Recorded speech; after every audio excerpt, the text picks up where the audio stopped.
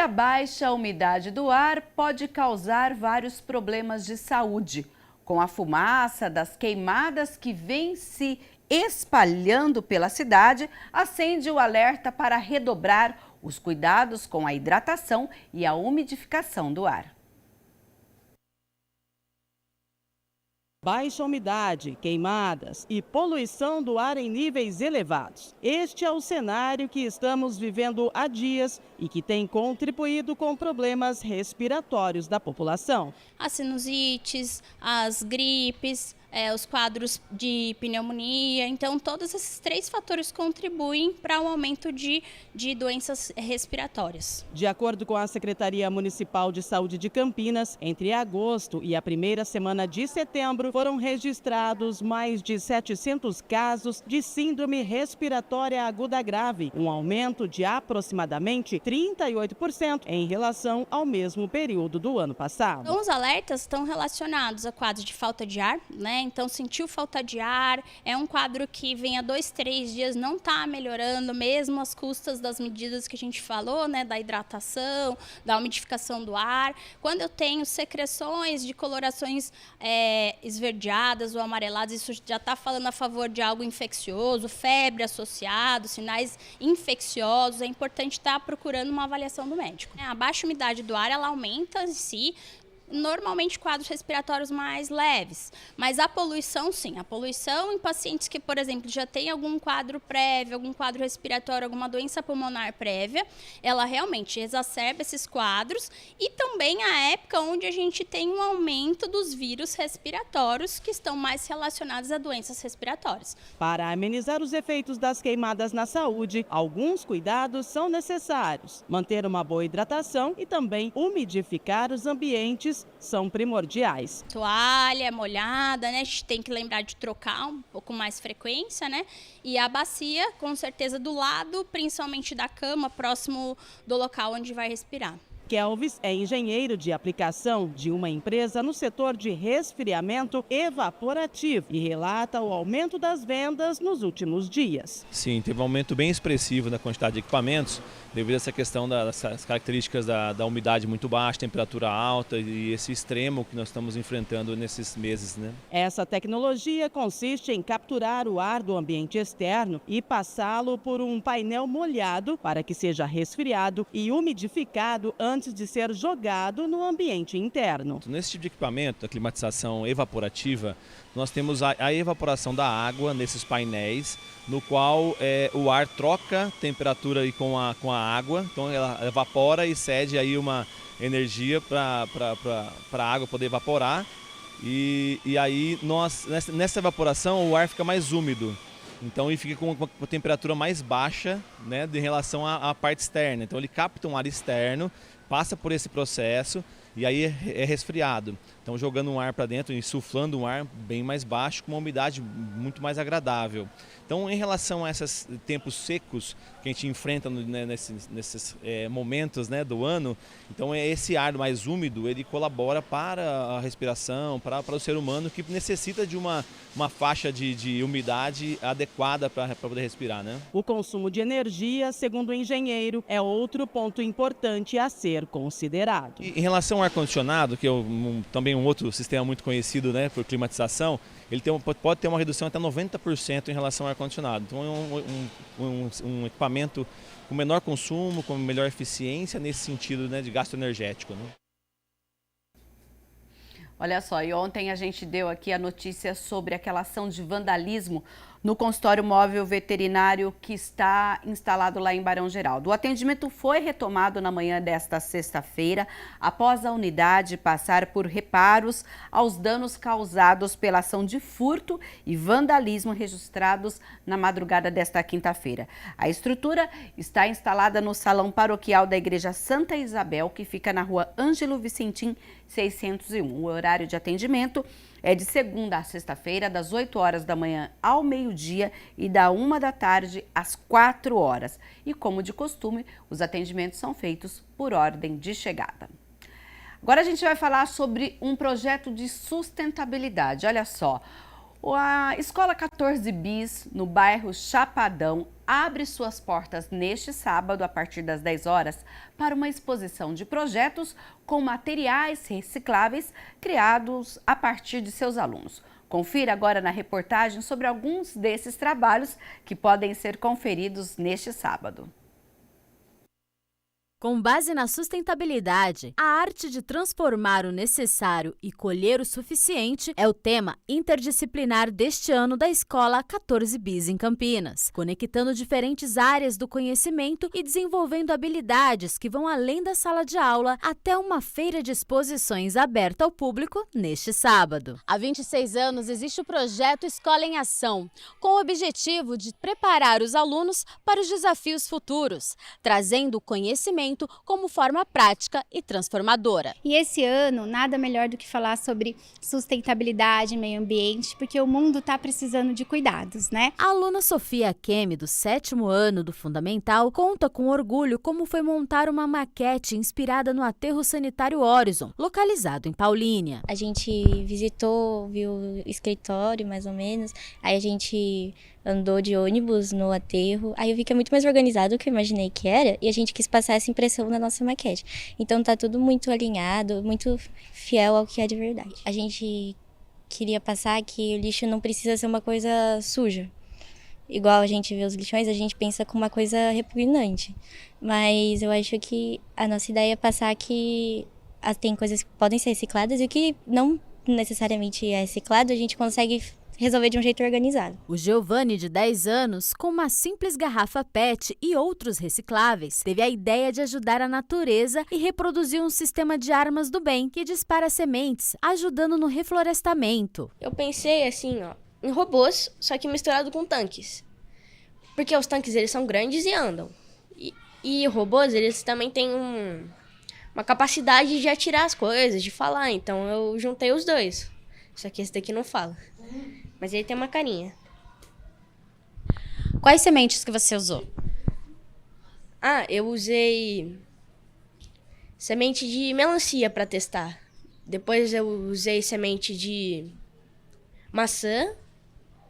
Depois eu peguei uma sementinha de café para tirar e deu certo. Já os estudantes do 9º ano criaram uma lanterna de luz infinita. Ele transforma energia mecânica em energia luminosa e usando materiais reciclados, reaproveitados. E paralelamente a isso, a gente trabalha com o nosso programa socioemocional, que aí nossos alunos, eles aprendem a lidar com as emoções, com os sentimentos, né? Isso faz com que eles, no futuro, sejam adultos que possam ter empatia e sejam colaboradores. Daniela é professora de educação infantil e incluiu seus alunos no plano pedagógico junto com todas as turmas do colégio, através da interação, trabalhando o reconhecimento de entender os próprios sentimentos e o dos outros, desenvolvendo características sociais importantes, como a empatia e o respeito. Então nós criamos uma máquina de papelão mesmo, e através dessa máquina de papelão a gente fez esse projeto.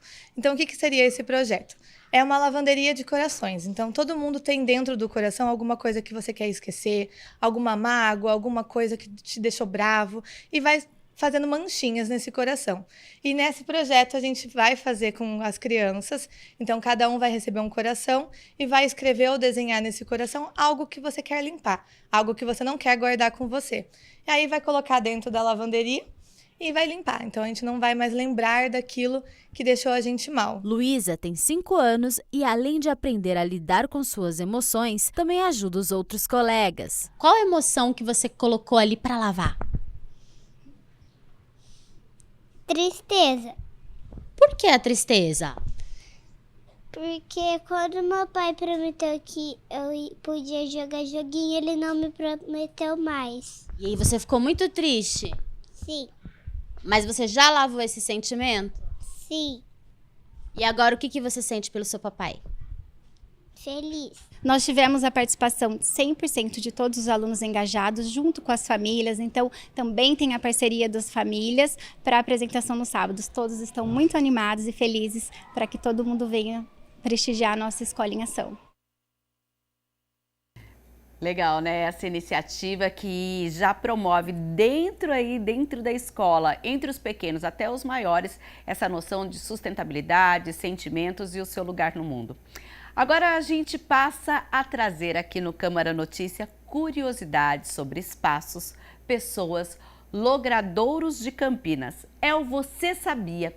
E hoje a gente dá início falando de uma das 7 maravilhas da cidade. No ano de 2007, a população campineira escolheu, por meio de votação, em um concurso pela internet, as 7 maravilhas de Campinas. A Estação Cultura, por exemplo, é um marco no centro da nossa metrópole e até hoje mantém todo o esplendor da época do café. Então, que tal embarcar nessa viagem e conhecer a história de um dos principais pontos turísticos do município?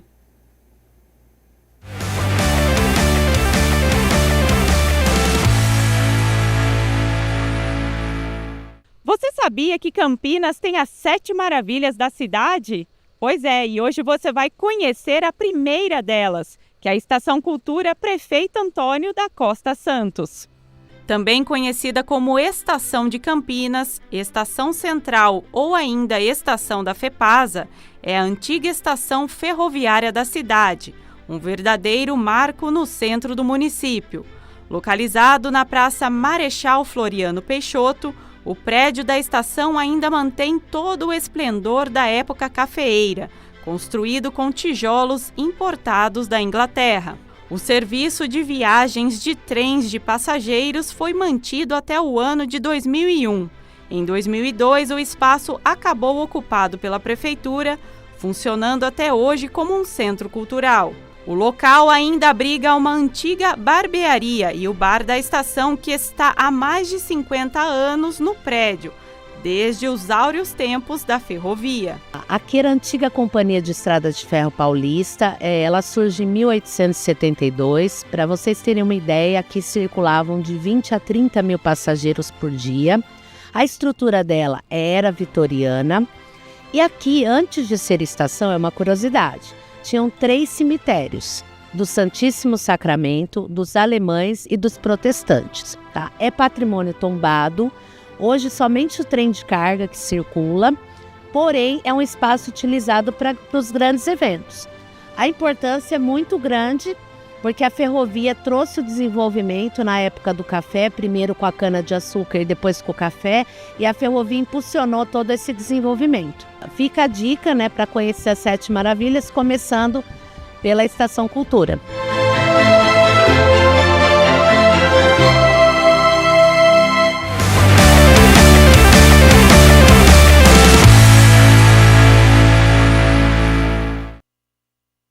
Olha, nos próximos dias nós vamos mostrar as outras 6 maravilhas que foram aí eleitas pela população de Campinas em 2007. Você confere tudo aqui no Câmara Notícia. Hora de falar de eleições, gente, porque quem acompanha aí a corrida, né, no caso aqui, nesse ano, para o pleito de vereador ou então de prefeito, sempre está ligado numa coisa importante, a pesquisa eleitoral. E olha só, a gente fala para os eleitores ficarem atentos, porque a pesquisa eleitoral de intenção de voto para as eleições municipais de 2024 só tem validade se registradas através de um sistema de registro de pesquisas eleitorais da Justiça Eleitoral. Confira como é.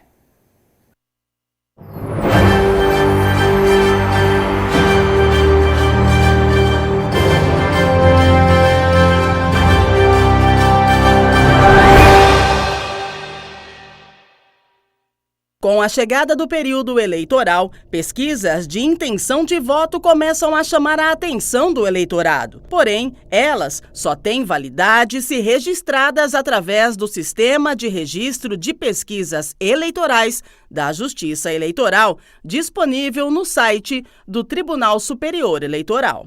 A pesquisa eleitoral é uma forma que os institutos, de pesquisa têm de identificar qual é a sensação do eleitor, qual é a tendência do eleitor na hora de votar. É permitido, é regularizado, existe legislação para isso, existem métodos científicos que devem ser adotados pelo profissional que vai cuidar dessa pesquisa. Ela deve ser informada para a Justiça Eleitoral antes de iniciada. A Justiça Eleitoral autoriza, o trabalho começa, o trabalho é iniciado. O resultado é informado para a Justiça Eleitoral e somente depois desse procedimento todo é que a pesquisa eleitoral pode ser divulgada. Para se ter uma ideia, em 2022, o portal do Tribunal Superior Eleitoral contabilizou mais de 600 pesquisas eleitorais. É importante também saber que nesse período está proibido, está vedado as enquetes. Então aquelas enquetes que tem em rede social, se você vota no fulano, clica aqui e ali, isso é proibido nesse período. Não pode ser feito nem pelo candidato, nem por nenhum tipo de órgão e também não é permitido fazer por parte do eleitor. Quem divulga os resultados de pesquisa fraudulenta está sujeito a uma série de sanções. A prática é considerada crime eleitoral e pode resultar em penas de prisão de 6 meses a 1 ano, além de multa em valores que vão de R$ 53 a R$ 104 mil.